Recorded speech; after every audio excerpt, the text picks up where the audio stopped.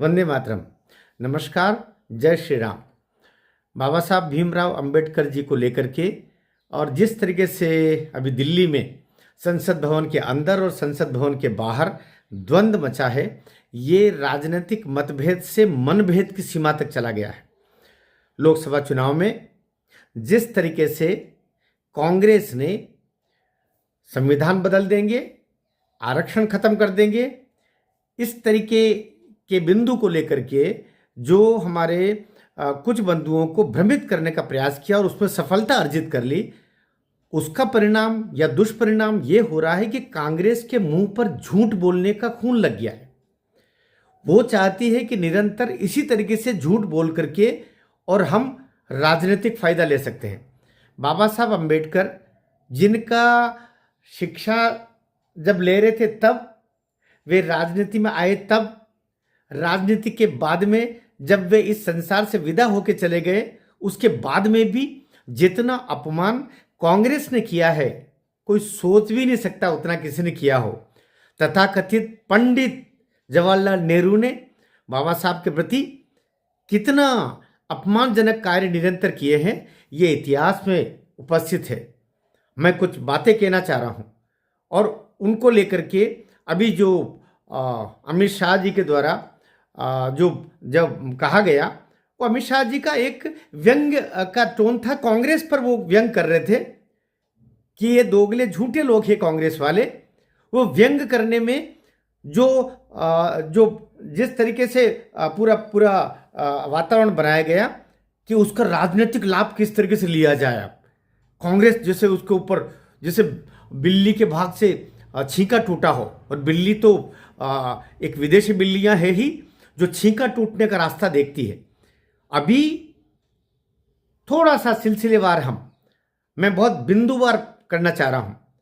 बाबा साहब ने शिक्षा प्राप्त की, कांग्रेस का कोई योगदान था क्या? नेहरू जी, मोतीलाल नेहरू का, उनका कोई योगदान था? उनको तो बड़ौदा के नरेश ने छात्रवृत्ति प्रदान की और बाबा साहब की वो जो उच्च शिक्षा है तो वे बाहर जाने में सफल रहे। फिर इधर से जब पूरा जो संविधान की संरचना हेतु जो अविभाजित भारत को में जो 329 लोगों की टीम बनी थी, उसमें बाबा साहब ड्राफ्टिंग कमेटी के प्रमुख बनाए गए थे। उससे इसके अलावा भी 328 लोग और भी थे। बहुत सारे राजेंद्र प्रसाद जी और बहुत सारे विद्वत जन थे। पहले विद्वानों का सम्मान होता था, बाबा साहब का भी उसी रूप में सम्मान हुआ था। लेकिन उनसे पूरे प्रयोग करने के बाद में जब देश का बंटवारा हो गया 1947 के बाद में, जब एक मंत्रिपरिषद की और नेहरू जी ने तथाकथित राष्ट्रपिता के माध्यम से और पटेल जी को अलग करवा करके और प्रधानमंत्री के रूप में वायसराय के सामने अपना नाम तय करवाने के बाद में, जब वे मंत्रिपरिषद की सूची लेके बापू के पास में गए थे, बापू जिंदा थे तब, याद रखिए, जीवित थे तब, तो मंत्रिपरिषद की पहली देश आज़ाद हुआ और प्रधानमंत्री ये नॉमिनेट हो गए। ये नॉमिनेटेड थे वो उस समय, क्योंकि पहला चुनाव तो 51-52 में हुआ, 1951-52 में। तो वो मंत्रिपरिषद की जो अपनी पूरी सूची लेके गए थे, उसमें बाबा साहब भीमराव अंबेडकर जी का नाम नहीं था। तब महात्मा गांधी ने कहा कि नहीं, इस सुयोग्यता में, कानून की जानकारी में भीमराव जी अंबेडकर से बढ़कर इस पूरे जिन लोगों के आप नाम दे रहे हो, इनमें कोई नहीं है। नेहरू तो उसमें भी अपने अमचे चमचे लोगों को ले लेके पहुंच रहे थे। जो अमचे चमचे की प्रणाली नेहरू जी ने शुरू की थी, वो आज तक राहुल गांधी तक कांग्रेस में निरंतर है। तो उस समय महात्मा गांधी के प्रेशर पर या विवश होकर के, मजबूर होकर के नेहरू जी ने कानून मंत्री के रूप में पूजनीय बाबा साहब भीमराव रामजी अंबेडकर, हम BR अंबेडकर कहते हैं, बी से भीमराव, रा से रामजी उनके पिताजी का नाम था। डॉक्टर साहब भारत रत्न, वे उस समय सबसे बड़े शिक्षाविद थे, सबसे बड़े कानून के जानकार थे, उनसे बढ़ के कोई नहीं था। तो उनका नाम तब जाकर के कानून मंत्री के पहले कानून मंत्री के रूप में दिया। और लेकिन अपमान करना नेहरू जी ने छोड़ा नहीं।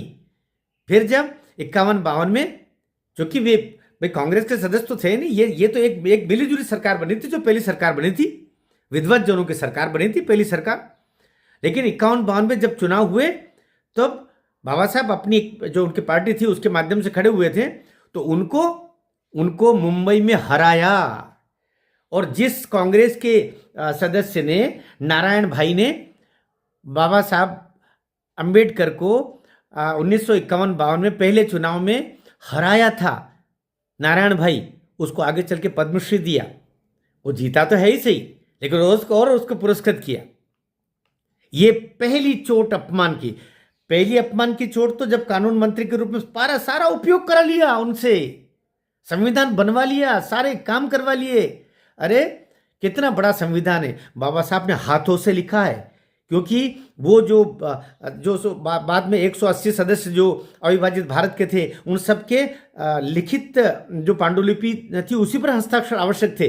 बाबा साहब ने अपने हाथ से पूरी पांडुलिपि लिखी संविधान की, जो संसद के उसमें आपके पुस्तकालय में अभी भी उपस्थित है, जाके देख सकते। तो उनके श्रम को जाया करके योग्यता का सम्मान करना तो कांग्रेस ने कभी सीखा ही नहीं है। और जो दलित बंधुओं के प्रति अपमानजनक व्यवहार करना, ये तो उनके नस नस में कांग्रेस में शामिल है। ये कहने की मनुस्मृति फलाना उनको बोलते, लेकिन मैं तो आरएसएस का प्रतिवर्ष किया हुआ हूं, और मोदी जी भी किए हुए। संघ के स्वयंसेवक केवल सनातन, केवल मेरा राष्ट्र, केवल हिंदुत्व, इसमें अपने प्राण देने को तैयार रहते हैं। बाबा साहब अंबेडकर हमारे लिए देवता समान है। कोई सोच भी नहीं सकते कि कोई बीजेपी का कार्यकर्ता जो सचमुच संघ के दरवाजे से वो परिष्कृत होकर बाहर निकला हुआ होगा, वो सोच भी नहीं सकता। हमारे लिए वो देवता समान है। तो अभी 51 में उनको हराया, फिर उसके बाद में फिर 1954 में भंडारा की लोकसभा सीट का उपचुनाव हो रहा था। बाबा साहब वहां से खड़े हुए लोकसभा हेतु, फिर से उनको हराया। याद रखिएगा 51-52 से मैं ये एक साल का जब गैप हुआ था 54 में वापस जब उपचुनाव हो रहा था, तो 2 साल तक वे नहीं थे उसमें। तो उनको फिर वहां से हरा करके पश्चिम बंगाल से कांग्रेस ने राज्यसभा मेंबर के रूप में उनको लिया। मतलब पहले अपमान चाहते तो उनको कांग्रेस उम्मीदवार नहीं खड़ा कर दी, लेकिन उन्होंने 52 में भी खड़ा किया, 54 में भी खड़ा किया, 52 में भी उनको मुंबई से हराया, 54 में भी उनको भंडारा से हराया और कांग्रेस के उम्मीदवार को जितवाया। फिर उनको राज्यसभा से मनोनीत करा करके पश्चिम बंगाल की सीट से उनको लेकर के आए। तो बाबा साहब बहुत आहत थे।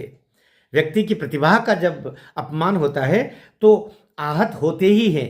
तो और उसके बाद चूंकि अब तो महात्मा गांधी भी नहीं रहे थे, तो उनको ये तो बेखौफ हो गए थे तथाकथित पंडित जी। और बाद में उन्होंने मंत्रिपरिषद से, क्योंकि लगातार उनकी उपेक्षा होती रही, लगातार उनकी उपेक्षा होती रही, और कहा यह जाता है और ऐसा उल्लिखित है कि बाबा साहब निरंतर अपमान, साथ ही वो ये चाहते थे कि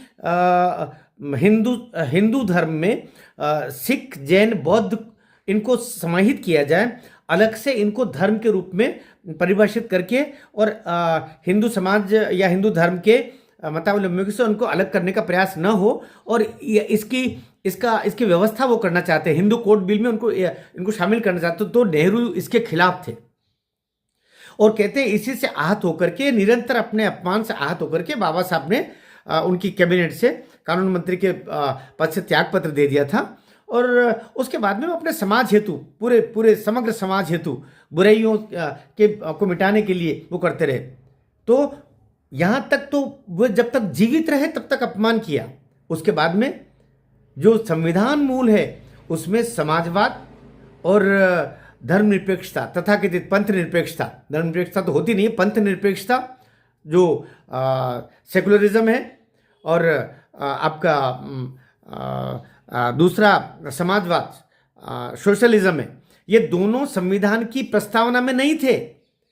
ये तो जब देश में इमरजेंसी लगी नहीं, इमरजेंसी इंदिरा जी ने लगाई, कांग्रेस ने लगाई।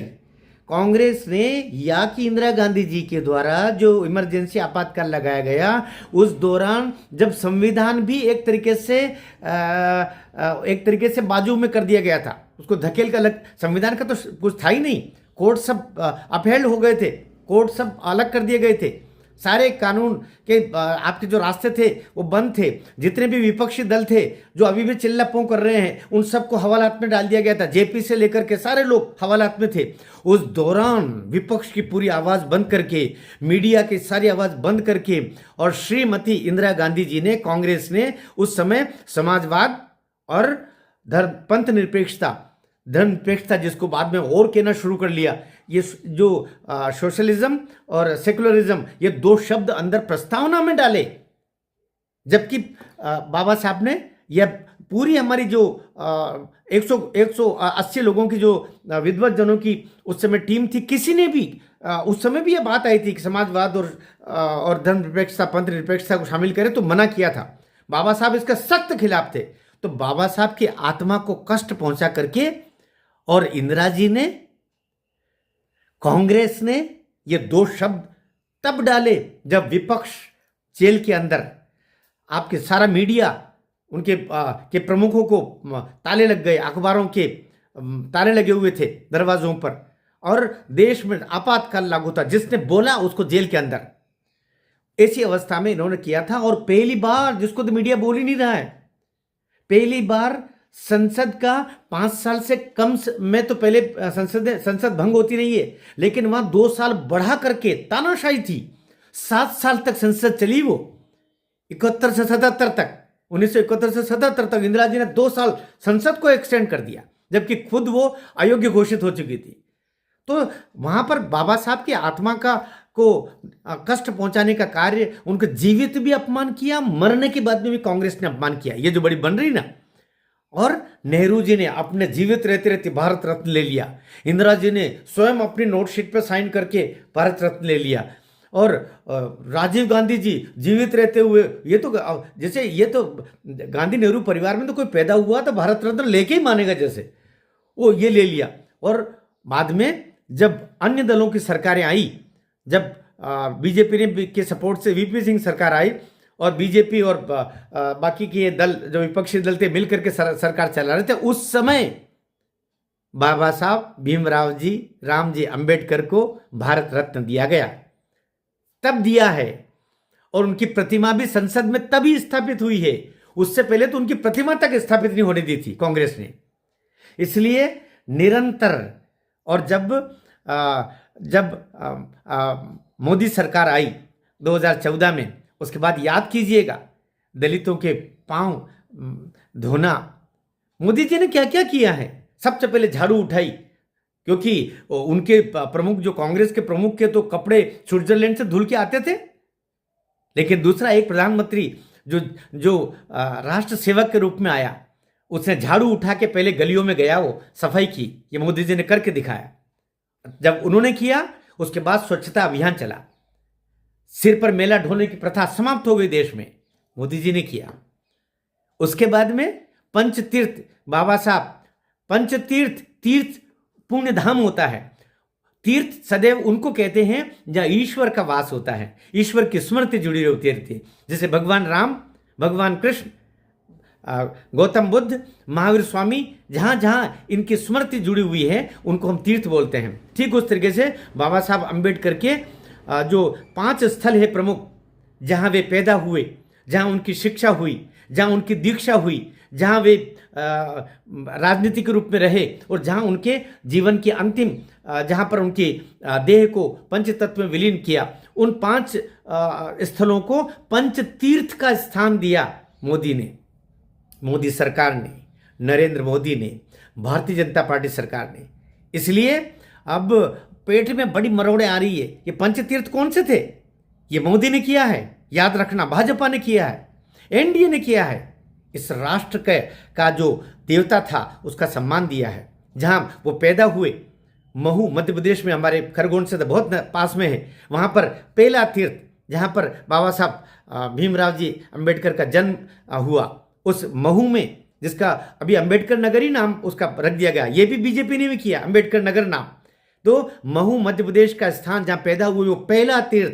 दूसरा तीर्थ लंदन, लंदन जो सेंट्रल लंदन में जहां पर बाबा साहब अम्बेडकर 18 महीने रहते, मैं स्वयं लंदन गया था तो उस स्थान पर जाकर के मैंने शीश नवाया। वहां आज भी वो भारत सरकार ने जो मकान है वो भारत सरकार ने खरीद लिया है, भारत सरकार के पैसे से खरीदा हुआ है। वहाँ अभी भी एक सेवक है, पुस्तकालय है, वो आज भी वहाँ खुला हुआ। कभी लंदन जाएं तो अवश्य जाएं। आप वो तथाकथित राजा महाराजाओं के किले बाद में देखना, लंदन जाएं तो बाबा साहब के उस सेंट्रल लंदन में स्थित जो उनका छोटा सा जो उनका मकान है जहाँ पर वो 18 माह तक रहे थे, उसको एक द्वितीय तीर्थ बनाया भाजपा सरकार ने। उसका पैसा भी भाजपा ने दिया है, क्षमा करना भारत सरकार ने दिया है, लेकिन मोदी ने दिया है, मोदी सरकार ने दिया। क्षमा करना, मैं थोड़ा भावनाओं में बह रहा हूं क्योंकि ये दुष्टता कर रही है कांग्रेस नीचता की सीमा, और इस सीमा तक आ गई जहां झूठ भी उसके आगे हाथ जोड़ता होगा, कांग्रेस के आगे झूठ भी हाथ जोड़ता होगा कि ये पार्टी तो कितना मेरा दुरुपयोग करेगी।